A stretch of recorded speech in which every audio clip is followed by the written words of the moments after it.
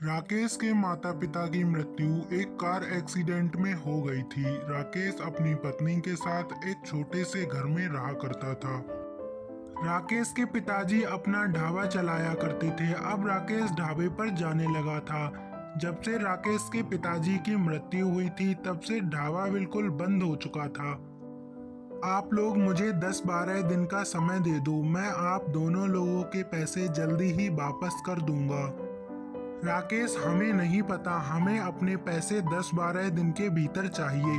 अगर हमारे पैसे नहीं मिले तो हम तुम्हारा ढाबा बेच देंगे। राकेश बेचारा बहुत ज्यादा चिंता करने लगा था। रोहिणी, मुझे लगता है कि हमें अपना ढाबा बेच देना चाहिए। हाँ, आप बिल्कुल ठीक कह रहे हो। हमारे पास और कोई दूसरा रास्ता भी तो नहीं है। हमें ढाबा बेच देना चाहिए। राकेश ने दूसरे शहर वाले आदमी को अपना ढाबा बेच दिया था और अपने गांव वाले लोगों के पैसे दे दिए। इसके चलते ही राकेश की तबीयत बहुत ज़्यादा खराब हो गई तो उसकी पत्नी ने उसका इलाज अच्छे अस्पताल में करवाया। इसके चलते राकेश के घर की बहुत ज़्यादा हालत खराब हो गई थी। आज तो हमारे घर पर बिल्कुल भी आटा नहीं है और ना ही सब्जी है, तो मैं सोच रही हूँ मैं खाने में क्या बना दूँ।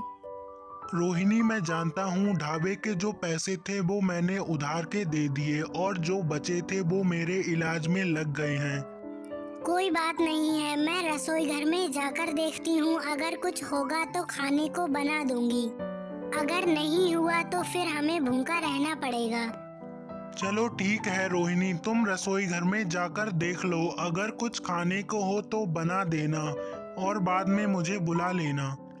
रोहिणी रसोई घर में जाकर देखती है तो उसे थोड़ी सी मैदा और एक बंद गोभी दिखाई देती है। चलो, इस बंद गोभी से और मैदा से मैं कुछ मोमोज बनाकर तैयार कर दूंगी और हम दोनों लोग बाद में उसको खा लेंगे। रोहिणी ने तुरंत ही मैदा को गूंथ लिया और अपनी बंद गोभी को काट लिया। रोहिणी ने मोमोज बनाने को रख दिए। रोहिणी अपने पति के पास गई और बोली, चलो, मैंने आज आपके लिए घर पर ही मोमोज बनाकर तैयार कर दिए हैं। चलो खाकर बताना कि कैसे बने हैं। रोहिणी ने तुरंत ही अपने पति के लिए और अपने आप के लिए एक एक प्लेट लगाकर रख ली और दोनों मोमोज खाने लगे। जल्दी से खाकर बताओ कि मोमोज की चटनी तो स्पाइसी बनी है या नहीं और मोमोज स्वादिष्ट बने हैं या नहीं। रोहिणी, तुमने तो बहुत ज्यादा स्वादिष्ट मोमोज बनाए हैं। तुमने मोमोज बनाना कहाँ से सीखा? मैं तो कहता हूँ तुम बाजार में अपना खुद का एक स्टॉल लगाने लग जाओ। तुम मेरे दोस्त के घर पर चली जाओ और वहाँ से कुछ पैसे ले आना जिनसे तुम्हारा काम हो जाएगा। आपको लगता है कि आपका दोस्त मुझे उधार पैसे दे देगा? मुझे तो नहीं लगता कि वो पैसे उधार देगा। रोहिणी, एक बार तुम मेरे दोस्त के घर पर जाओ और उससे पैसे मांगकर देखना, वो जरूर दे देगा। रोहिणी ने अपने पति राकेश की बात मान ली और सीधे ही उसके दोस्त के घर पर चली जाती है। जैसे ही रोहिणी उसके घर पर पहुंचती है उसका दोस्त पूछता है, भाभी जी, आज मेरे घर पर कैसे आना हुआ? राकेश की तबीयत अब कैसी है? उसकी तबीयत में सुधार हुआ या नहीं? हाँ भाई, अब उनकी तबीयत एकदम बढ़िया है। मैं आपसे कुछ पैसे मांगने आई हूँ, अगर आपके पास हो तो दे दो। भाभी जी, मेरे पास तो केवल 50,000 रुपए पड़े हैं जो आप ले जाओ और आपके पास हो जाएं तब वापस कर देना। रोहिणी पैसे लेकर अपने घर पर चली जाती है। रोहिणी ने बाजार से सारा सामान खरीद लिया था।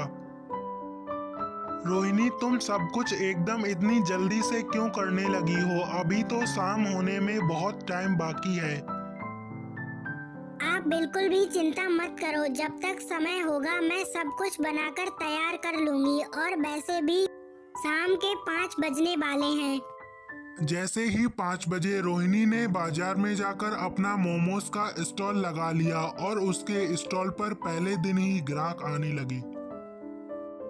कुछ ही दिनों में रोहिणी के स्टॉल पर ग्राहकों की लाइन लगने लगी। अब रोहिणी बहुत ज्यादा मोमोज बेचा करती थी और बहुत ज्यादा आमदनी भी हो जाती थी।